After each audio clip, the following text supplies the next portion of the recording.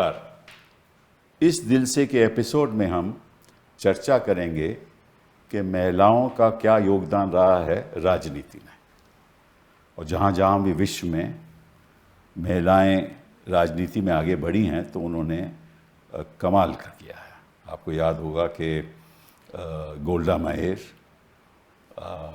Margaret Thatcher, Indira Gandhi, कुछ लोग कहते थे गूंगी गुड़िया, और गूंगी गुड़िया से वो दुर्गा बन गई। ये तो वाजपेयी जी ने खुद माना। और जहाँ जहाँ भी वो महारानी बनी हैं, चाहे वो इंग्लैंड में चाहे किसी और देश में, तो उन्होंने बहुत अच्छे तरीके से राजनीति की है। आज के समाज में क्या महिलाओं को वो चांस मिल रहा है, और उनकी जो योगदान है आज के माहौल में, क्या वो योगदान ऐसा है कि उनको वो जो चांस मिलना चाहिए नहीं मिल रहा? तो इसके बारे में हम आज चर्चा करेंगे 3 महिलाओं के साथ। 3 ऐसी महिलाएं जिन्होंने अपने बल पे समाज को दिखाया कि क्या क्या वो कर सकती हैं। मैं समझता हूँ कि किसी भी महिलाओं को आप अगर मौका दोगे तो वो अपने बल में कहीं भी जा सकती है, और जहाँ जहाँ भी मौका मिला है उसने करके दिखाया है। तो मेरी दाईं तरफ नलिनी सिंह जी, मैं इनके पिताजी को बहुत अच्छी तरह जानता था, और जब मैं छोटा वकील था तो इनके पिताजी हर दूसरे दिन पब्लिक इंटरेस्ट लिटिगेशन फाइल करते थे, और पब्लिक स्पिरिटेड शख्स थे। तो उनसे मुझे प्रेरणा भी मिली कि आज के दिन अगर मैं थोड़ा बहुत पब्लिक स्पिरिटेड काम करता हूँ तो शायद उनकी वजह से करता हूँ। आपके बारे में क्या बताऊँ? आप वरिष्ठ पत्रकार हैं, और आपकी जो आंखों देखी शो हम कितने वर्षों तक देखते रहे, आपका हेलो ज़िंदगी 1995 का शो, वो भी हम देखते रहे। और आपके भाई जो मैं समझता हूँ कि टॉर्च बेरर हैं on transparency, on freedom of the press, और उनका भी योगदान बहुत रहा। तो thank you very much for being here. Sushmita ji, मैं आपके पिताजी को जानता था, मैं आपके साथ पार्लियामेंट में भी था, और बहुत उनके साथ मैंने काम किया।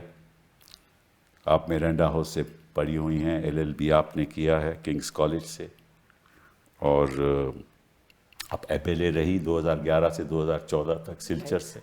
उसके बाद आप पार्लियामेंट में आई 2014 से 2019 तक, फिर हमें छोड़ गए। हमें मतलब कांग्रेस पार्टी को, हमें नहीं, कांग्रेस पार्टी को छोड़ दिया आपने। अभी आप TMC में हैं और बहुत वहाँ ज़ोरों से काम हो रहा है। Anjali ji, thank you very much for being here. Thank you. Anjali ji, आपके बारे में मैं अगर बताना शुरू करूँ तो मतलब कि शाम बीत जाएगी। इन द सेंस कि आप को कन्वीनर रही नेशनल कमीशन ऑफ क्या बोलते हैं, पीपल्स राइट टू एजुकेशन, उसमें आप को कन्वीनर रही। आपने एक सतर्क नागरिक संगठन, उसमें आप सबसे आगे रही। आप कंसल्टेंट रही, वर्ल्ड बैंक की कंसल्टेंट रही। आपने ऑक्सफोर्ड से MSc किया, ये मुझे मालूम नहीं था, और दिल्ली स्कूल ऑफ इकोनॉमिक्स से इकोनॉमिक्स किया आपने। और चाहे वो लोकपाल एक्ट हो, चाहे वो विसल ब्लोअर्स एक्ट हो, चाहे वो RTI हो, आप सबसे आगे रही, और आपका योगदान इसमें बहुत रहा है। तो चर्चा करते हैं आज कि महिलाओं का आज की समाज में, आज की राजनीति में आपकी संदर्भ से क्या रोल है? कपिल, ये जो पहले तो बुलाने के लिए बहुत धन्यवाद। इतना लंबा परिचय तो मैंने अपनी ज़िंदगी में कभी पाया ही नहीं जो आपने दिया, बहुत बहुत धन्यवाद। आप बात कर रहे हैं Golda Meir, Indira Gandhi, Margaret Thatcher वगैरह की, जो बिल्कुल उच्च श्रेणी यानी कि हिमालय पर्वत की ऊंची वाली चोटी पर ये महिलाएं चली गई थी राजनीति में। लेकिन राजनीति में केवल ये नहीं, मैं कहना चाहूँगी कि केवल ये नहीं होती हैं, वो भी होती हैं जो कि बल्कि जो कि वोटर होती हैं वो भी राजनीति में होती हैं, जो कि वर्कर होती हैं, जो कार्यकर्ता होती हैं पॉलिटिकल पार्टीज़ की। और मैं आपको ये बताना चाहती हूँ, आपने कहा कि ये कहाँ पहुँची हैं महिलाएं, तो केवल 2 उदाहरण मैं देती हूँ जो कि प्रतीकात्मक यानी प्रतीक हैं और साथ में ये जिसे एम्ब्लेम कहेंगे, एम्ब्लेमेटिक, वो हैं। एक तो आप ले लीजिए प्रज्वल रावन्ना, और वो ले लीजिए, और मैं समझती हूँ कि ये कोई, मैं उन पे वार नहीं कर रही, मैं एक उन महिलाओं, राजनीति से जुड़ी हुई महिलाओं को जो कि स्तर जिनका थोड़ा बहुत आप समझे कुछ वर्कर स्टेटस का है, उनके बताइए कि ये इससे क्या दिखता है कि अगर आप राजनीति में हैं तो आप और आपके पिता यौन शोषण कर सकते हैं महिलाओं का, आप और आपके पिता उनको किडनैप यानी कि उनका अपहरण कर सकते हैं ताकि वो जाके अदालत में कुछ बोल न दे, एसआईटी को बोल न दे। तो ये ये केवल कर्नाटक में नहीं है, ये राजस्थान में, ये कितनी जगह ये देखा है कि महिलाएं जो कि कार्यकर्ता हैं, जो कि वो पहले वाले जो पायदान पे कदम रखती हैं, उनका जो शोषण होता है, और जो कभी ऊपर अगर पहुंचती भी हैं तो मन में यही दुविधा रहती है कि इन्होंने कौन कौन सी कुर्बानियाँ देकर ये वहाँ पहुँची हैं, कहाँ कहाँ अपने ज़मीर को दबाकर ये पहुँची हैं।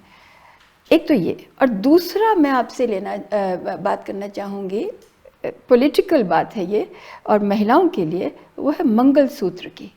जो हमारे माननीय प्रधानमंत्री जी ने ये कहा कि अगर फलां पार्टी, कांग्रेस पार्टी आएगी तो महिलाओं के मंगलसूत्र नोच लेगी और ले लेगी। ये क्यों नहीं कहा प्रधानमंत्री ने, और ये मैं बहुत गंभीर प्रश्न कर रही हूँ, कि अगर कांग्रेस पार्टी आएगी तो आपके बाइक्स ले लेगी और आपके फ़ोन ले लेगी और आपके मोटरसाइकिल ले लेगी? क्यों नहीं कहा? क्योंकि जो महिलाओं का कि एक परसेप्शन है, हाँ, जो पॉलिटिक्स के आसपास वो परसेप्शन है कि बिल्कुल, जिसे अंग्रेज़ी में कहते हैं हैपलेस और हेल्पलेस, यानी कि ये बिल्कुल जीर्ण शीर्ण ये अवस्था में ये लोग हैं मानसिक तौर पर, और क्या, तो इनको पकड़ करके हम ये बताएं, और जो बहुत ही भावनात्मक बात कर दें तो ये वहाँ, मतलब सारा कुछ तो वहीं पे आता है, भावुक भी हो जाएंगे और इनके पास पावर है नहीं। तो मैं आपसे गंभीर बात ये कह रही हूँ, ख़त्म कर रही हूँ, कि देखिए, जबकि आप लेते हैं और ले लेते हैं और किसी की ये जो उनके ज़िंदगी में जो ये है कि बहुत ज़्यादा पावरफुल नहीं हो पाई, जब शक्तिशाली नहीं हो पाए, तो आपकी उनकी कमज़ोरी पर आपने वार किया और उनको और कमज़ोर बनाया, उनको और परसेप्शन दी। कौन छीन सकता है मंगलसूत्र? बताइए तो मुझे, बताइए महिलाओं से पूछ करके। तो ये जो चीज़ें हैं ना, ये महिलाएं न बोल पाई हैं। दिखाता है कि भाई जो राजनीति में उच्च लोग स्तर पे बैठे हुए हैं, वो महिलाओं को इस नजरिए से देखते हैं। ये बात आपने कही। उससे नीचे वहाँ से मैसेज जाता है। हाँ, करेक्ट। तो फिर प्रज्वल रेवन्ना कैसे आगे बढ़ेंगे, कैसे आगे बढ़ें? तो फिर वो लोग भी तो वही कर रहे हैं ना। तो फिर आपने जो कहा, ये बहुत बड़ी दीवार है महिलाओं के लिए। सुष्मिता ज़्यादा बोल सकेंगे इसके बारे में, ये तो बहुत एकदम वरिष्ठ एक पॉलिटिशियन है, महिला पॉलिटिशियन, ये बता सकेंगे। लेकिन मैं समझती हूँ कि लीपा पोती के, यानी कि हम लोग कर लेते हैं कि महिलाएं बहुत देश, नारी शक्ति वगैरह, नारी भक्ति, नारी शक्ति, और वंदना करते हैं हम सब। तो ये वंदना है क्या? और फिर उसके बाद में क्या हो सकता है पॉलिटिक्स में? सुष्मिता जी। मैं आपसे सहमत हूँ, पर भारतवर्ष में अगर महिलाओं के इतिहास को देखा जाए राजनीति में, तो कुछ पॉजिटिव है और कुछ नेगेटिव है। तो हर चीज़ नेगेटिव नहीं है, क्योंकि आज़ादी से पहले महिलाएं राजनीति में थी और तब की राजनीति आज़ादी से जुड़ी हुई थी। हमारे देश में महिला राष्ट्रपति हैं, प्रधानमंत्री रही हैं, पर सच्चाई ये भी है कि सिर्फ एक महिला प्रधानमंत्री है सब। बिल्कुल। तो सिर्फ एक महिला प्रधानमंत्री जिनको हम गर्व करते हैं, मैं मानती हूँ कि काफ़ी नहीं है। और आपने बिल्कुल ठीक कहा कि महिलाओं का अगर योगदान हम देखें तो 2019 के चुनाव से आप देखेंगे कि मतदान का अगर हम आंकड़े देखते हैं तो महिलाओं ने पुरुष से ज़्यादा वोट डाला। बिल्कुल सही। और वहाँ से शुरुआत हुई राजनीति की एक नया आंकन अगर आपको लगेगा कि महिला वोटर्स को एक अलग ग्रुप की तरह से पार्टीज देखने लगे। उससे पहले होता नहीं था। वो भी तो वोट बैंक पॉलिटिक्स है। यस, पर उससे फायदा भी हुआ महिलाओं को। अगर आप किसी भी, जिसको आप फ्री बीज कहते हैं, मच कंट्रोवर्शियल फ्री बीज, पर बहुत सारी योजनाएं अब महिलाओं पर फोकस्ड है, जो पहले नहीं होता। वोट बैंक हो गया ना, क्योंकि डेफिनेटली।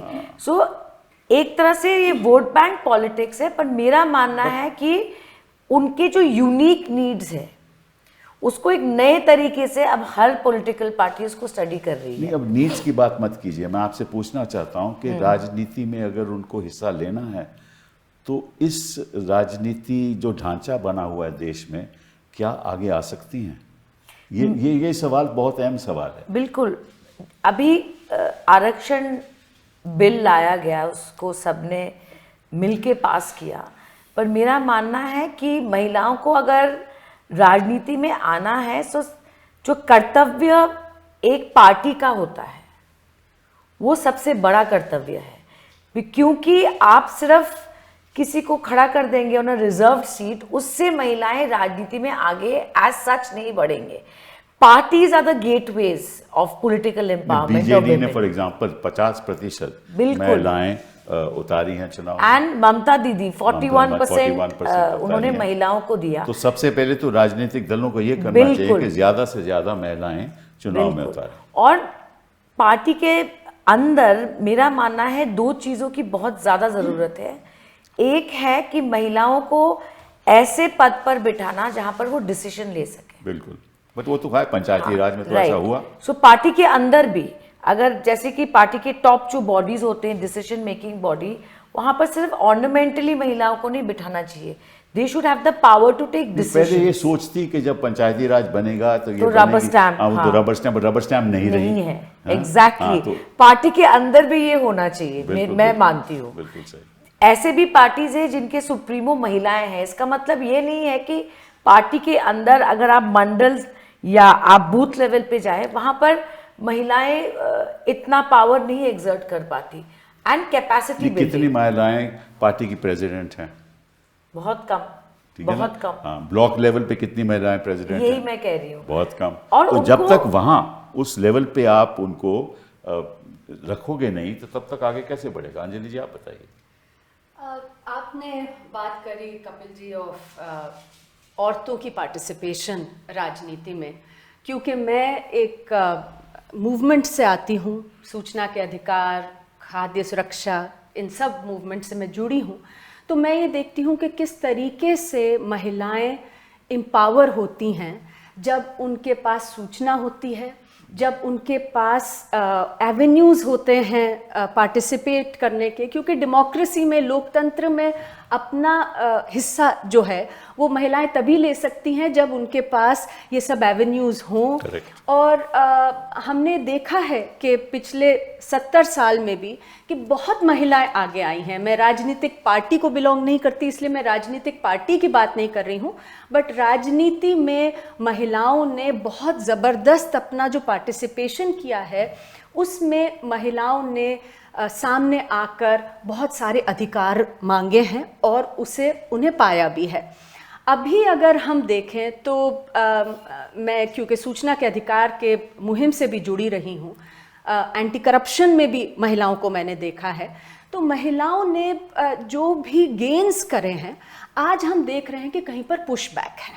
और जो स्पेसेस हैं महिलाओं को डिसेंट करने के, अपने अधिकार मांगने के, स्ट्रगल करने के, प्रोटेस्ट करने के, वो स्पेसेस बहुत ज़बरदस्त तरीके से श्रिंक होते हमें आज नज़र आ रहे हैं।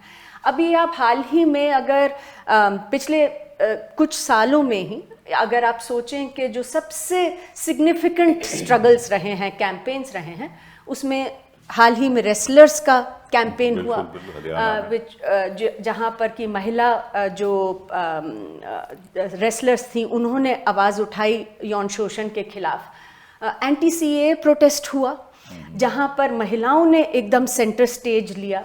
आप देखिए कि विमेन फार्मर्स खूब नंबर्स में सामने आई थी जब फार्मर प्रोटेस्ट हुआ था, लेकिन किस तरीके से उन्हें उनकी आवाज़ को कुचलने की बात हुई है, मुझे लगता है कि ये बड़ी कंसर्निंग बात है। मतलब कि सबसे आगे थी वो प्रोटेस्ट में, सबसे आगे प्रोटेस्ट में रही, पर आप देखिए उनको मिला एंटी क्या? सीए में कैसे इस तरीके से उन्हें ट्रीट किया गया कि उनकी तो कोई एजेंसी है ही नहीं, कि जैसे उन्हें आगे कर दिया गया है, उनका मसला नहीं है, वो नहीं बैठी संविधान को बचाने के लिए, उन्हें आगे किया गया है।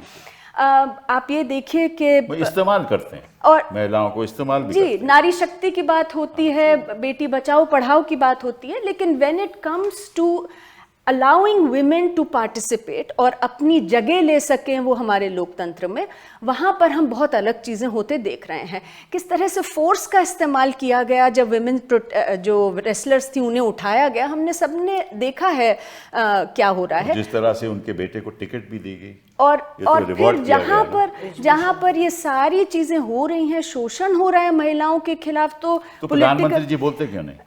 देखिए, प्रधानमंत्री जी बोल रहे हैं, प्रधानमंत्री जी बोल रहे हैं कि हम नारी सशक्तिकरण कर रहे हैं। वो कह रहे हैं कि हम बेटी बचाओ कर रहे हैं। होते हैं जब मणिपुर में, मैं आपसे सवाल पूछना चाहता हूँ, जब मणिपुर में जो हो रहा है महिलाओं के साथ, बच्चियों के साथ जब हो रहा था, तो क्या प्रधानमंत्री जी ने कभी कुछ कहा? तो मैंने वही कहा कि प्रधानमंत्री अगर जी, प्रज्वल की बात हुई तो हमारे गृह मंत्री ने कहा कि ये तो जांच बताएगी जी, तो वो कह एक चीज रहे हैं, तो कथनी और करनी में जो फर्क है वो हो रहा है। तो कह रहे हैं, लेकिन कर क्या रहे हैं is I think is very different. तो अगर आप मणिपुर में देखिए, आज तक प्रधानमंत्री को समय नहीं मिला है मणिपुर जाने का। जो हमारे सामने वीडियो चले थे, बहुत सारी चीजें तो सामने आ भी नहीं रही, पर जो वीडियो चले थे, अभी प्रज्वल रेवन्ना की बात हुई, इसमें भी कितना समय लग गया कुछ बात करने के लिए। किस तरीके से डिस्कोर्स है आप ये देखिए। वहाँ पर एंटी सीए प्रोटेस्ट में शाहीन बाग में महिलाएं बैठी और कहा जाता है कि गृह मंत्री ने कहा था, if I am not mistaken, कि आप यहाँ पर बटन दबाइए और वहाँ पर करंट लगेगा। तो एक्चुअली जो बात है वो जो कहने में और करने में जो अंतर है वो बहुत है, और वो जो है महिलाओं की स्पेस को to be able to realise their place in a democracy, जो पार्टिसिपेट कर सके वो लोकतंत्र में, वो बहुत बुरी तरह से श्रिंक होता हमें नजर आ रहा है आज। मैं आपको ये मतलब आगे करना चाहता हूँ कि ये जो प्लेटफॉर्म है ना, इसमें कोई सवाल जवाब की बात नहीं, कभी भी आप कुछ कहना चाहे कहिएगा, बिकॉज अदरवाइज वो कॉन्वर्सेशन बढ़िया नहीं होगी। तो ऐसी 100 कंस्टिट्यूएंसी हैं इस देश में, पार्लियामेंट्री कंस्टिट्यूएंसीज, जिसमें महिला मेजॉरिटी में है। बिल्कुल बिल्कुल है। तो और महिलाएं अपनी कैंडिडेट क्यों नहीं देती? ये तो बहुत इंपॉर्टेंट बात है। बहुत इम्पोर्टेंट बात है कपिल। मैं सिर्फ ये कहना चाहूँगी कि देखिए, जबकि अंजलि बात कर रहे हैं कि अवसर मिले, आप भी कह रहे हैं मौका मिले, तो देखिए एक बहुत ही गज़ब की चीज़ हुई है। ये जो फ्री बस राइड्स हैं, दिल्ली से शुरू हुआ, और ये शायद अरविंद केजरीवाल को श्रेय मिले इसका। उसके आगे कई प्रांतों में ये हो गया है। अब एक इतना मार्मिक आर्टिकल निकला था इंडियन एक्सप्रेस में, जिसमें ये लिखा था कि बसें इतनी खचाखच भरी हुई हैं औरतों से, वो लटक रही हैं बाहर, वो किसी को पकड़ रही हैं, लेकिन वो बस में अपना पाँव धर रही हैं। तो उसमें लिखा हुआ था, where are they all going? कहाँ जा रहे हैं ये, कहाँ जा रही हैं महिला? असल में अपने घर की चारदीवारी से निकलने के लिए पैसा लगता था, अब पैसा नहीं लगता है। 400 किलोमीटर दूर कोई शादी पे जा रही हैं, 200 किलोमीटर दूर किसी अस्पताल में किसी को देखने जा रहे हैं, उनके जो कभी कर नहीं पाई, पूछने के लिए कि आपका क्या हाल है। तो माने ये कितनी खूबसूरत चीज़ें हुई हैं। और एक प्रधानमंत्री की भी मैं तारीफ़ करना चाहूँगी। एक चीज़ में उन्होंने कहा कि मैं 2 लाख लखपति बहनें बना दूंगा। अब देखिए, हमारे समाज में लखपति होना जो पहले हमारे चला आता था, मतलब बहुत रसूख वाले किसी इंसान को लखपति कहा जाता था। बनाया के बात ही थी, अगर कहा भी तो मुझे वो अच्छा लगा था। लेकिन उन्होंने कहा था 15 लाख भी आएंगे हर के बैंक अकाउंट। वो तो फिर आपको पता है। प्रधानमंत्री जी का एक प्लस पॉइंट है, एक सबसे बड़ा माइनस पॉइंट है कि वो महिला सुरक्षा का राजनीतिकरण करते हैं। यही इसलिए मणिपुर में वो गए नहीं, जब पूरे देश ने देखा वहाँ पर क्या हुआ, और इतनी गंभीर घटना थी, प्रधानमंत्री का वहाँ जाना ज़रूरी था क्योंकि पूरे देश की महिलाओं को एक मैसेज जाता। पर उन्होंने वेस्ट बंगाल में संदेश खाली को इतना बड़ा इशू किया, और अब वीडियो में दिख रहा है कि ये पूरा सजाया हुआ था। फिर जिस प्रदेश में बीजेपी की सरकार है, अगर वहाँ पर कोई बलात्कार होता है या कुछ होता है, वो नहीं बोलते हैं। और जहाँ पर बीजेपी की गवर्नमेंट नहीं है और वहाँ पर कोई अगर महिला सुरक्षा को लेकर कुछ होए तो वो उसको एकदम प्रचार तक, रैली तक ले आते हैं। सो इस तरह का अगर सिलेक्टिवली देश के प्रधानमंत्री या कोई भी चीफ मिनिस्टर, कोई भी इंसान जो एक बड़े पद में बैठता है, वो मेरा मानना है सारे देश की महिलाओं को एक गलत मैसेज देना है। This should not be my rape against your rape. ये सबको बंद करना चाहिए, चाहे कोई भी पार्टी हो, और प्रधानमंत्री को तो बिल्कुल ही नहीं करना तुरंत बयान भी देना चाहिए। बिल्कुल बिल्कुल। सबसे बाकी कभी सिर्फ मैं ये कहना चाहूँगी कि कुकी जोमी जो वहाँ पे जो पहाड़ों में मणिपुर के उस इलाके की जो महिलाएं हैं और जो मैती हैं, जो इतनी ज़्यादा उदार दिल औरतें भी हैं, हम लोग कितनी बार उन लोगों से बातें कर चुके। नूपी लान जाके रात को मशालें लेके वो शराब बंदी के लिए अपने करते थे, उनके बच्चे ख़राब ना हों, ड्रग्स में ना जाएं। तो ये इसके ऊपर में कुकी जोमी महिलाओं को नंगा करके भगाया जाता है, उनको छुआ जाता है उनके प्राइवेट पार्ट्स में। क्या इसके बाद प्रधानमंत्री को वहाँ जाकर बैठ नहीं जाना चाहिए था कि जब तक ये आप बताएं कि क्या हुआ है? और मैं आपसे एक थोड़ा आगे जाना चाहती हूँ, वो ये है कि कभी कभी मन में शक आने लगा है अब कि कहीं ये किया तो नहीं जाता है। मणिपुर की बात नहीं कर रही, लेकिन जहाँ दंगे कुछ फूट जाते हैं यूँ करके लव जिहाद फॉर एग्जांपल। अब लव जिहाद का जो है आप देखिए, तो अभी किया तो नहीं जा रहा है। वो भी तो एक महिला के ऊपर आक्रमण है ना। लव जिहाद भी तो एक महिला के ऊपर आक्रमण है। बिल्कुल बिल्कुल। और ये कहीं इंस्टिगेट किया जा रहा है, ये किया जा रहा है। क्यों? तुच्छ चीज़ है वोटें, इसके वोट्स के लिए आपने लेना है महिलाओं की ज़िंदगी के साथ खेल करके। तो फिर जो पहले जो ब्रिटिश यहाँ थे तो क्या करते थे वो? तो इतना शायद नहीं करते थे, इतने जुल्म शायद वो भी नहीं करते थे। अगर ये हो रहा है तो एक तो ये बात। लेकिन सिर्फ ये कि अगर मौका दे दिया, और बसों में घूमना एक मेटाफर है, यानी कि आप इसको कई चीज़ों में देखिए। आज़ादी मिली और उसके साथ में आज़ादी ऐसी मिली जिसमें सरकार यानी कि समाज दे रही है आपको आज़ादी। आपने एक बड़ी अच्छी बात की कि आज़ादी मिली। क्या हिंदुस्तान में महिलाएं आज़ाद हैं? नहीं, बहुत अहम सवाल, बहुत अहम सवाल है। और हम जानते हैं कि पेट्रियार्की का हमारे देश में कितना बड़ा जबरदस्त पेट्रियार्की की पितृसत्ता तो है ही, लेकिन उसके बावजूद महिलाएं इतनी बढ़कर आगे आई हैं। आप किसी भी प्रोग्रेसिव मूवमेंट को हमारे देश में देख लीजिए, उसमें मैं दावे से कह सकती हूँ कि महिलाओं का एक ज़बरदस्त रोल रहा है। No doubt about it. Leadership में देख लीजिए, in demanding on the streets पे आकर डिमांड करने में देख लीजिए, there has been a very strong role that women have played. And उससे हमारे जो लोकतंत्र है, it has strengthened and deepened our democracy, there is no doubt about it. लेकिन इधर मैं एक और चीज़ ज़रूर कहना चाहूँगी कि ऐसे समाज में जहाँ पितृसत्ता इतनी स्ट्रॉन्ग है, बहुत ज़रूरी है कि जो कॉन्स्टिट्यूशनल इंस्टीट्यूशंस हैं, स्टैट्यूटरीली सेटअप इंस्टीट्यूशंस हैं, वो अपना काम करें, जिससे कि जो भी हाशिए पे हैं, including women, can actually come forward and realise their constitutional rights. और मुझे लगता है कि आज जो सबसे बड़ा aspect which has let down women, जो कि महिलाओं को पीछे धकेल रहा है हमारे लोकतंत्र में, वो है हमारे इंस्टीट्यूशंस, वो जिस तरीके से क्रम्बल किए हैं। आप देख लीजिए, आप नेशनल कमीशन फॉर वुमेन का रोल देखिए, जिसकी तरफ हम सब देखते हैं कि जब कोई बात हो, कितना सिलेक्टिव एक्शन हो रहा आज दिख रहा है, और महिलाएं देख रही हैं। And I am sorry that people do understand, women do understand that जब institutions काम नहीं करते then no one has their back. अब जुडिशरी अगर सामने आए और तुरंत ऐसे केसेस के अंदर, आपने मणिपुर की बात करी, हम और भी इतने सारे ग्रीवियस केसेस की बात कर चुके हैं, ऐसे में क्यों नहीं होता है कि immediately NCW is seen to come into action? Selective outreach, ये सिलेक्टिव आउटरीच का कोई मतलब नहीं है, और उससे फिर क्या है कि ये महिलाओं को एक बहुत सीरियस सिग्नल जाता है कि आप सामने आएंगी और वो already they are doing it at a huge cost, but आपके ऊपर जब प्रताड़न होगा तब भी आपके ऊपर तभी साथ खड़ा हुआ जाएगा जब आप XYZ पार्टी से बिलोंग करती हैं, आप रूलिंग पार्टी से बिलोंग करती हैं, and that I think is a very big disservice. और ऐसे में मुझे लगता है कि फिर जो हम पार्टिसिपेशन, जो रियल पार्टिसिपेशन, सिंबॉलिक की बात नहीं कर रही हूँ मैं, बट रियल पार्टिसिपेशन जो औरतों की होनी चाहिए है लोकतंत्र में, वो फिर नहीं हो सकती है। देखिए, अब हमारा जो इकोनॉमिक ढांचा है, मैंने कुछ उस पर रिसर्च कर रखी है कि ऐसा तैयार हुआ है कि महिलाएं बेचारे के पास कभी मौका ही नहीं मिलता बाहर निकलने का।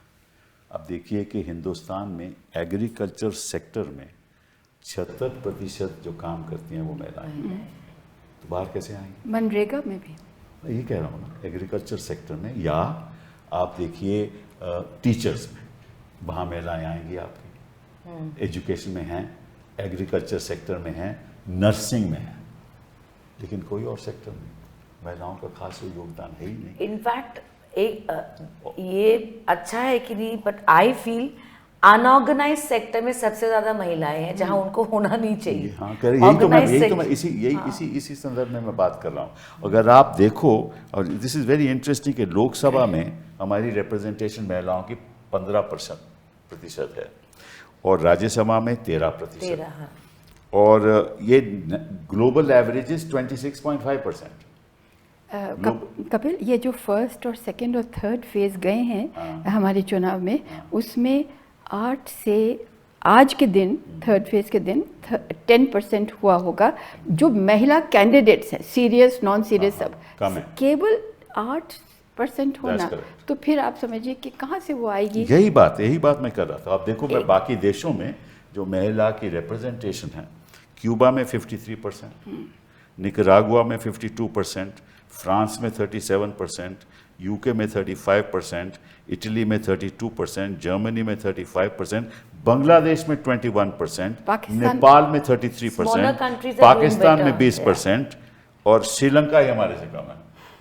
इवन रुआंडा, मतलब हम बोलते हैं कि हम विकसित भारत और ये वो, और एक सपने दिखाते रहते हैं, बिना महिलाओं के तो सपना साकार ही नहीं कभी होगा। इसीलिए सर मैं बार बार ही कह रही हूँ, आरक्षण की जगह पे है, पर जब तक पार्टीज इंटरनली महिलाओं को आगे नहीं लाएंगे, महिलाएं ऑटोमेटिकली चाहे विधानसभा हो या लोकसभा हो वो नहीं आ सकते। सबसे पहला और दायित्व पार्टी का है। बिल्कुल सही। इंटरनली आपको महिलाओं को बिल्कुल बूथ लेवल से लेकर ऊपर तक जितने भी पावरफुल बॉडीज है पार्टी के अंदर, उनको आप वहां सक्षम करेंगे तभी वो लोकसभा में आएंगे। मैं आपको बताता हूँ, क्योंकि चर्चा होती रहती है जी, मैं भी पार्टी में कई साल रहा हूँ, ये जीतेंगे नहीं।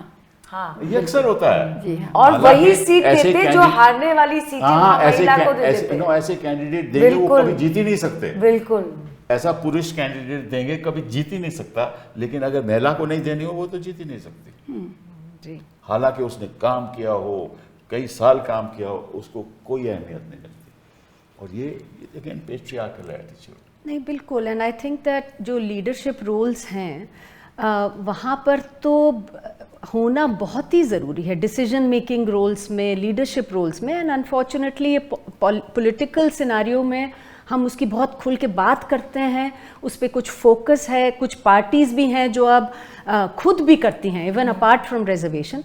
पर आप जुडिशरी में देख लीजिए, मतलब अभी हाल ही में एक भी महिला जज नहीं थी till very recently in the supreme court of India. तो मतलब ऐसे में आप मतलब महिलाओं के सशक्तिकरण की बात करेंगे, लेकिन जब तक महिलाएं नहीं बैठेंगी। अंजलि जी, ये है कि अगर आप शुरुआत से, and it starts with education, आप शिक्षा प्राइमरी, सेकेंडरी, पोस्ट क्लास 12 अगर वो नहीं देंगे, और मैं समझता हूँ कि महिलाओं की शिक्षा फ्री होनी चाहिए। एक तो ये बात, दूसरी बात कि महिलाओं के लिए स्पेशल कॉलेजेस होने चाहिए, स्पेशल स्कूल्स होने चाहिए। हमारा तो कस्तूरबा गांधी प्रोग्राम है ही, ऐसे हजारों कस्तूरबा गांधी स्कूल होने चाहिए। Why not? मैं समझता हूँ कि जो पिछड़े वर्ग हैं, महिलाएं हैं, वंचित लोग हैं, उनके लिए स्पेशल प्रोग्राम्स होने चाहिए। जब तक आप उनको ये शक्ति नहीं दोगे थ्रू एजुकेशन, तब तक वो आगे बढ़ ही नहीं सकते, मुकाबला कैसे करें? साथ में शक्ति के साथ में सपने नहीं देंगे कि आप जा सकते हैं, आप बिल्कुल आप चांद तक जा सकते हैं। कपिल, एक और चीज़ पे मैं ध्यान दिलाना चाहूँगी, वो मुझे ये है कि जो महिलाओं की सेहत है, महिलाओं और बच्चों की जो हमारी हड्डियां हैं, न जाने वो कब कितनी गल चुकी हैं। Most anaemic women in the world are in India. बिल्कुल। और बाकी हमारे most stunted children in the world, बच्चे जो कि अपने उम्र से इतने इतने साइज़ के हैं, महिलाएं जो उनको भोजन मिलता है, जो अपने खाती हैं अंत में जा कर के, जो खाती हैं कि नहीं, ये सब चीज़ें आपको स्क्रूटनाइज करनी पड़ेंगी। एक आपको टेलीस्कोप में डालना पड़ेगा कि ये किस तरह से ठीक हो। देखिए, महिलाओं का आयरन नहीं है उनकी बॉडी में, थक जाती हैं, बोलती नहीं है। और फैमिली को पहले खिलाती हैं, बाद में आप खाती हैं अगर बचा कुचा हो, और बोल नहीं पाती हैं ना, बोल नहीं सकती हैं। और ये जो कमी रह जाती है, फिर वो एक क्यूमुलेटिव है, यानी कि आज के दिन मैं थकी तो कल के दिन मैं दोबारा 2% और थक जाऊंगी, और उसे क्योंकि काम तो उतना ही करना है।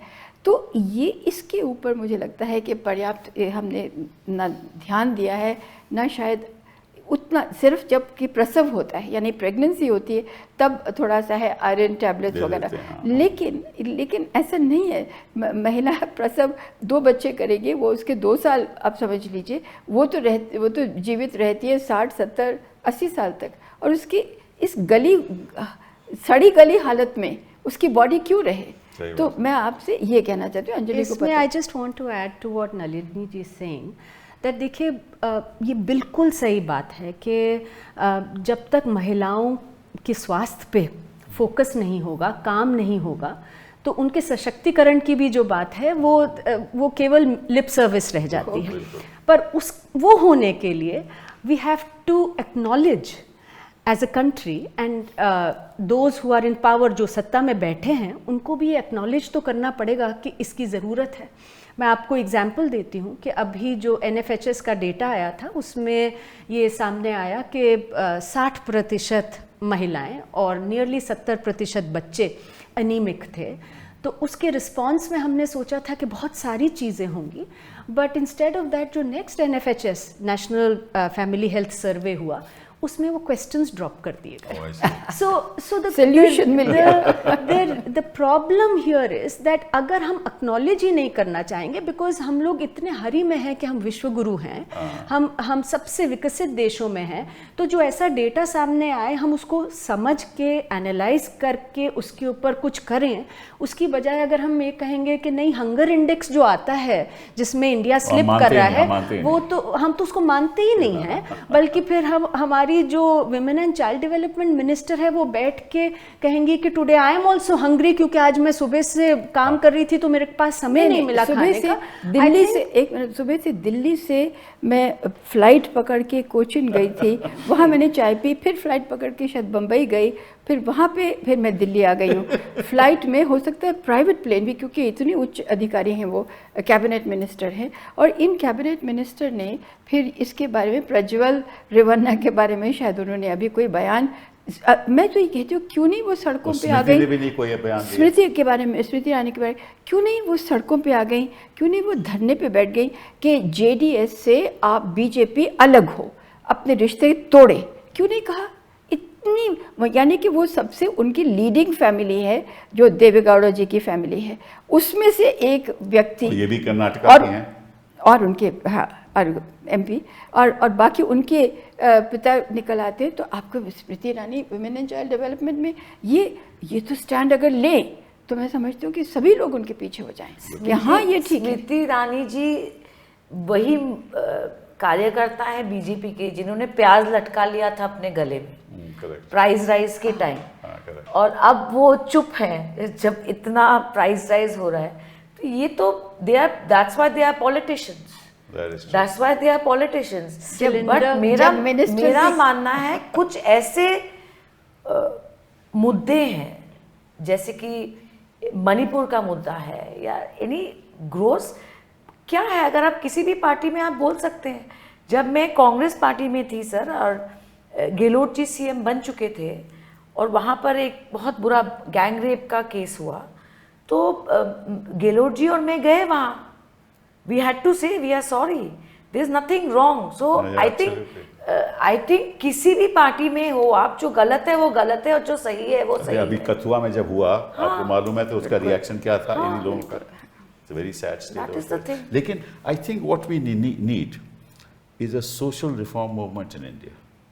अगर प्रधानमंत्री जी बात करते हैं कि विकसित भारत करना है, तो जब तक वो सोशल रिफॉर्म मूवमेंट जैसे राजा राम मोहन रॉय जी ने की थी, उस तरह की सोशल रिफॉर्म जब तक नहीं होगी, मैं समझता हूँ कि ये जो ढांचा है राजनीति का, ये बदल नहीं सकता। प्राइम मिनिस्टर तो खुद बंगाल में जाके दीदी ओ दीदी बोल के आए, वो क्या सोशल रिफॉर्म करेंगे? ये मेरा व्यू है। I mean that's like a cat call to a only woman chief minister. Correct. तो अभी मैं कल देख रही थी टेलीविजन पे, वो जो रिटायर्ड जज लड़ रहे हैं चुनाव बंगाल में, बिल्कुल। वो कह रहे हैं अगर ममता बनर्जी महिलाओं को पैसे दे रही है तो उनका बाप का पैसा थोड़ी है। तो इस तरह का अगर भाषण राजनीति में एक ऐसा माहौल तैयार करता है, तो जो बाकी महिलाएं राजनीति में आना चाह रही हैं वो आएंगी क्या? कभी नहीं। It's not a safe space for women. Right. No, and I also want to say that जब सोशल रिफॉर्म की बात करते हैं और महिलाओं की पार्टिसिपेशन उसमें, उसके लिए भी एक बेसिक फ्रेमवर्क होना चाहिए जहाँ पर महिलाएं उतर सकें। हमने देखा है कैसे महिलाएं जब राशन खाद्य सुरक्षा की बात हुई है, वो कैसे सड़कों पे उतरी हैं, जो सूचना के अधिकार की बात हुई है सड़कों पे उतरी हैं। आज आप देखिए कि सड़कों पे उतर के पहले क्या होता था, आपको अगर करा भी जाए, डिटेन करा जाता था and then you would be let go, क्योंकि वायलेंट तो कोई होता ही नहीं है इस टाइप का प्रोटेस्ट। अब तो इजाजत ही नहीं लेकिन है। आज आप देखिए charges will be pressed against all the women who are daring to show truth to power. आज ये माहौल है। और ऐसे में जब आप देख लीजिए, आज गुलफिशा को देख लीजिए, नताशा नरवाल, ये सारी जो लोग हैं, देवांगना, इन सबको देयर इज अ सिग्नल जो कि भेजा जा रहा है कि if you dare to stand up, और अगर आप सोशल रिफॉर्म क्या कॉन्स्टिट्यूशन के लिए भी खड़े होंगे, तो there will be such a huge price to pay. तो मतलब ये तो दिस इज रियली डिसवेडिंग कि महिलाएं सामने आए। वो ये सारी सोशल रिफॉर्म की आप बात कर रहे हैं, हाँ, वो कैसे आता है? जैसा सुष्मिता ने कहा, मतलब जो सत्ता में बैठे हैं, हम उनसे तो उम्मीद नहीं कर सकते कि वो सोशल रिफॉर्म लाएंगे। तो सोशल रिफॉर्म लाने के लिए तो आपको एक स्पेस होनी चाहिए, इंस्टीट्यूशनल बैकिंग होनी चाहिए।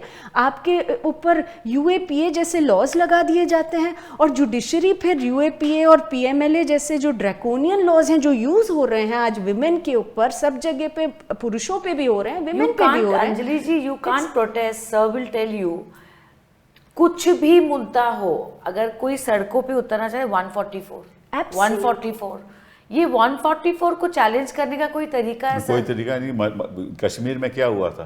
पूरा 144 पे देश हर चल डिस्ट्रिक्ट में था सालों साल। हम लोग अभी बाहर ही पूरे नहीं निकल देश में सकता घूम रहे थे इलेक्टोरल बॉन्ड्स और इन सब चीज़ों की बात करते हुए, जो सुप्रीम कोर्ट का जजमेंट आया, तो बहुत लोगों ने कहा कि ये मूवमेंट क्यों नहीं बन रहा है, इससे कैंपेन क्यों नहीं बन रहा है, इसमें तो बड़ी महिलाएं भी थी, पुरुष भी थे जब भ्रष्टाचार की बात होती थी। बट आप देखिए कि उस समय पर क्या इस तरीके से फोर्स का इस्तेमाल होता था? जब इतना बड़े हजारों की संख्या में, लाखों की संख्या में लोग दिल्ली में उतरे थे, तब क्या उनके ऊपर ये ड्रोन से इस तरीके से रबर पैलेट्स दिए, उनको आपने तो निर्भया का बिल्कुल। पूरा मूवमेंट देखा दिल्ली में? बिल्कुल। आपने अन्ना हजारे का मूवमेंट देखा दिल्ली में? आप मीडिया तो मूवमेंट का कोई तरीका, और आप मीडिया को देखिए, how it is been complete. Anjali, मैं ये कहना चाहती हूँ, आप बिल्कुल ठीक कह रहे हो, एक मूवमेंट यानी कि एक ज़मीन से उठे, एक आवाज़ उठे कि अभी हम जिंदा हैं, हम मरे नहीं हैं, उसके लिए क्या है कि जो अभी देखने में आ रहा है, हम सब, ये समाज में क्या हो गया है, एक अंग्रेजी का फ्रेज है क्लेंच्ड फिस्ट, यानी कि मुट्ठी बांध के, सब लोग मुट्ठी बांध के चल रहे हैं, कब मौका मिले और आपको यहाँ पर ज़ोर से करें, आपको सितारे दिखाई दें। इशू क्या हो गया है कि हमारे बीच में से एक तो ये हो गया कि मुझे पावर चाहिए, सत्ता मुझे चाहिए, आपको कुछ भी करके मुझे सत्ता चाहिए। ये रिफॉर्म मूवमेंट की अंडरस्टैंड करने के लिए उसका बैकग्राउंड, ये पृष्ठभूमि उसकी। दूसरी चीज़ क्या है कि हमने एक बहुत ही हमारी एक नायाब एक समझिए कि हमारी लेगेसी थी जो हमने खो दी है, और वो थी शर्म, शेम। It's true. हमारे समाज में शेम रही नहीं, शर्म रही नहीं। अब आप, मैं सुष्मिता के बारे में कुछ कहूँ, ये आपके बारे में, आप मेरे बारे, हम कपिल के बारे में, जो एक लिमिट, एक शर्म, एक हया थी, वो महिलाओं को सबसे ज़्यादा ये स्ट्राइक कर रही है। लेकिन I have very important question. जैसे कि ममता दीदी takes pride in the fact that most of the women voters are with her in Bengal. Similarly, Prime Minister Modi claims that most of the women voters are with Prime Minister Modi. Now, I am a politician, I am biased. Neither of you are politicians. आप लोग मुझे ज़रा समझाएं कि despite all this, ये क्या कारण है कि महिलाएं prefer to vote for Prime? What is the psychology behind it? I need to understand.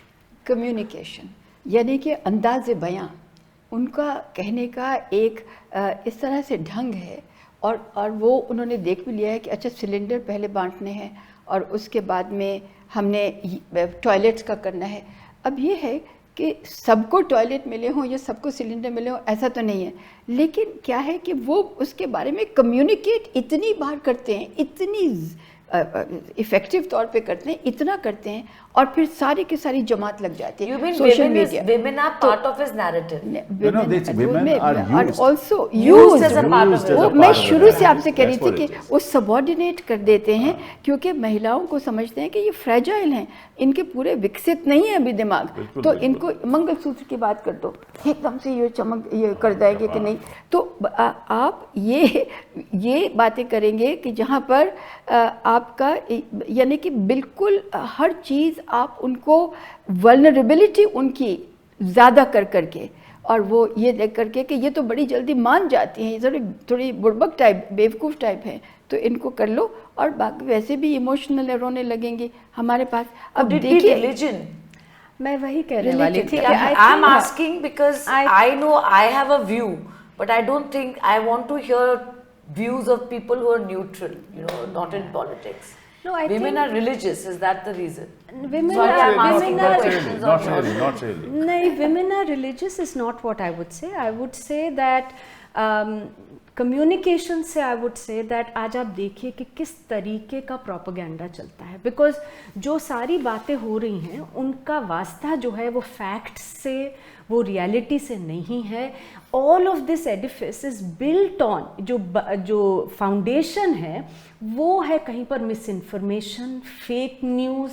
आपको बोला जाएगा कि एक कम्युनिटी खतरे में है, फिर इन्वोक किए जाएंगे कम्युनिटी के सिंबल्स, एंड मतलब उसका कुछ वास्ता नहीं होगा to what is the reality on the ground. कि अगर आपको कहा जाए कि इतने प्रतिशत हमारे देश में 25% मुस्लिम पॉपुलेशन हो गई, अब आप मतलब तो नहीं आप तो मुझे बताइए उनकी महिलाओं के बारे नहीं, में आपने सोचा? कहा because she was saying that is it on the base, is it because of religion, और क्या Hindu. I'm understanding why BJP claims that most of the women vote for them. What's the logic? देखिए, जहाँ पर आप कह रहे हैं ना कि जो अब राम मंदिर को ले लीजिए, या कुछ भी हिंदू खतरे में है, या जो हिंदुत्व कहूँ, या हिंदुइज्म तो नहीं कह सकते, हिंदुत्व, तो अगर जो पुरुष अगर उसके अंदर झुके हैं उस तरफ, तो महिलाएं भी उनके साथ रहती हैं, वो भी झुक गई। उतनी लिमिट से मैं कहूँगी कि वो एक इकोसिस्टम में आ गई बात कि भैया ये आपका धर्म है। They are neither socially empowered nor politically That is empowered. the thing. This is a big problem. Yeah. another thing Secondly, जो इनकी जो ये कहते थे ना कि भाई केजरीवाल फ्री बीज दे रहा है, जी, हाँ, वही ये जो बिल्कुल, schemes, हाँ, वही बात ये कर रहे हैं। अब फ्री बीज नहीं है वो, और महिलाएं जो पूछा जाए तो बोले कि मुझे घर में अनाज भी मिलता है, मुझे यहाँ आजकल पानी भी मेरा यहाँ आता है, मेरी ये सड़क भी है। वो फैक्ट है, वो तो हमारे नेशनल प्रोग्राम कुछ जगह में, कुछ जगह में, कुछ जगह पे ऐसी बात है। ऐसी कोई दिक्कत नहीं है, लेकिन उससे कुछ बदलाव नहीं आने वाला। That's the point I am making. आप वोट तो ले लोगे लेकिन बदलाव नहीं आएगा। देखिए जब हम पर मुझे ये भी लगता है, जैसे हम अपने कॉन्स्टिट्यूएंसी में जब रूरल एरियाज में जाते हैं, रोजगार एक बहुत बड़ा मुद्दा है महिलाओं में। आपको लगता है कि किसी महिला से आप बात करोगे तो वो शायद सुरक्षा की बात करेगी, वो 3 चीज़ों की बात करती है। This is my practical experience in my constituency. पहला नंबर वो रोजगार की बात करते हैं, दूसरा जो आप लोग पहले कह रहे थे चिकित्सा, और तीसरा बच्चों की पढ़ाई। बिल्कुल। ये 3 चीज़ों पर बहुत जोर देती है महिला वोटर्स। और मुझे लगता है कि ये 3 चीजों पर अगर कोई भी पार्टी जोर दे वो नेशनल नैरेटिव तो महिला, क्यों नहीं बन रहा सुष्मिता जी? क्यों नहीं बन रहा वो नेशनल नैरेटिव? ये बहुत नेशनल नैरेटिव तो देखिए तब बनता है जब आपकी मीडिया भी जो है that plays the role that it is suppose to. And अभी आप देख लीजिए कि किन चीज़ों के ऊपर डिस्कशंस हो रही हैं। हाल ही में प्रधानमंत्री ने कुछ इंटरव्यूज़ दिए हैं और उसके अंदर जिस तरीके के सवाल होते हैं, कोई जब वो कुछ क्लेम्स मेक करते हैं उनको कोई सवाल सीरियस सवाल ही नहीं पूछा जाता है। आप ये भी देख लीजिए कि आपने नहीं तो then how do you build, मतलब जिसको हम कहते हैं ना दैट हाउ पूरा नैरेटिव आप बिल्ड सरेंडर कर जाएं तो फिर आप आगे रास्ता कैसे ढूंढेंगे और आप ये कैसे कहेंगे? तो फिर तो ये है कि आप एक चीज़ ही बोल रहे हैं। And apart from social media जिसकी प्रोलिफरेशन काफ़ी है आज, लेकिन उस तरीके की नहीं है जो हमारे मेन स्ट्रीम मीडिया की अभी भी है। हमने तो मनमोहन सिंह जी को भी प्रधानमंत्री देखा, राजीव जी को देखा, सर ने भी देखा। मैंने कभी नहीं देखा कि प्रधानमंत्री का हर प्रोग्राम वो लाइव दिखाता है, हर चैनल। ये तो पहली बार हम देश में देख रहे हैं। मतलब जिस दिन प्रधानमंत्री कहीं बोल रहे हैं, चाहे वो बिजनेस समिट हो सभी या चैनल, सारे चैनल्स लाइव जब तक वो बोलना बंद नहीं करेंगे दिखाते हैं।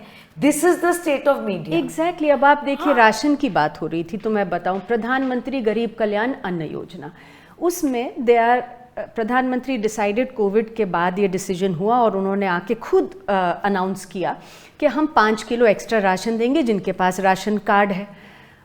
Before Diwali he will come and से अब मैं बढ़ा रहा हूँ दिवाली तक। दे इट्स लाइक अ डोल। आप होली से पहले मैं बढ़ा रहा हूँ, चुनाव से पहले मैं बढ़ा रहा हूँ। Where is the rights? No, and that is not empowering women. वो ये मेरा अधिकार है। ये किसी का मेरे दया की बात नहीं है कि आप फोटो लगाकर राशन भिजवाएंगे। ये जो तो पूरा जब डिस्कशन होना चाहिए, जब सवाल जवाब होना चाहिए, जब मीडिया इसको कैरी करे, मीडिया को ये नहीं कहना चाहिए कि देखिए आप कितना पहुंच रहा है। ये होना चाहिए कि क्यों इसको as a matter of right. आप देखिए सेंसस नहीं हुआ हमारे देश में इस बार। आप देखिए ना census, for the first time the decadal census hasn't happened in our country जनगणना करना होना, ये सेंसस करना होना जो हमारी अर्थव्यवस्था है उसके लिए बहुत ही घातक है। अब 1900 हमारे 2021 में होना था, अब क्या 31 तक अगर हम इंतज़ार करते हैं या इवन 26 तक, आपकी जितनी प्रोजेक्शंस हैं वो फिर आप किस तरह करेंगे, वो सब गड़बड़ा जाएंगे। लेकिन ये जो हम ये बात कर रहे हैं ना कि महिलाओं की, आप कह रहे हो कि वो socially backward as well as politically, लेकिन इशू क्या है, एक चीज़ में वो आगे हैं जिसको मैनिपुलेट किया जाता है, वो है emotionally not well. I can not से कि इस तरह से वेल, यानी कि इमोशंस बिल्कुल उनके काबू में हैं, लेकिन बड़ी जल्दी से चिंगारी वो जो है, एकदम से आपने कुछ फेंका तो चिंगारी है वो शोला बन जाती है। इस तरह से महिलाओं को किया जाता है। वो मंगलसूत्र वाला एक बड़ा अच्छा एग्जाम्पल है।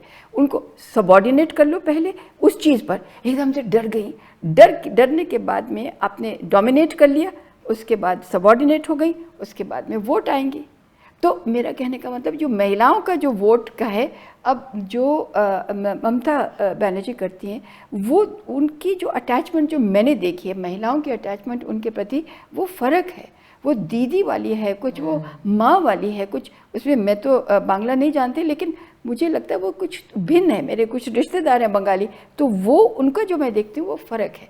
लेकिन यहाँ पर ये है इनकी वल्नरेबिलिटी, यानी कि इमोशनल डिपेंडेंस। हमेशा मैं आप पे आधारित रहूं, बस वो बड़ा अच्छा है। मैं आपको एक आंकड़ा बताना चाहता हूँ, उसके बाद हम इसकी चर्चा को ज़्यादा आगे नहीं बढ़ाएंगे, लेकिन वो ये है कि 40% जो वर्क फोर्स है इस देश की वो माइग्रेंट लेबर है। हाँ 40%। करोड़ों में बताइए वो तो कितना इसका मतलब क्या हुआ कि महिला अकेली है घर पे, उसने सब कुछ देखना है, अपने बच्चों को भी देखना है, खेत को भी देखना है, सब काम करना है।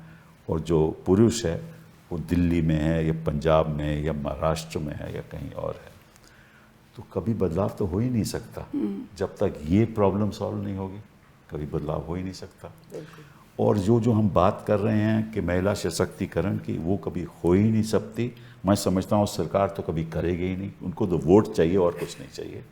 लेकिन इस देश में ये गलती पुरुषों की है।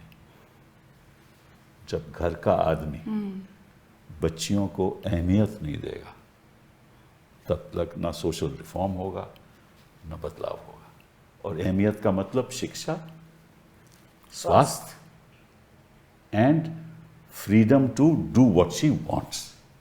ये नहीं कि शादी कर दो, वो बेचारी शादी हो जाए, जो काम कर भी रही है वो छोड़ना पड़ता है। तो ये सामाजिक बड़ा भारी एक हमारे सामने।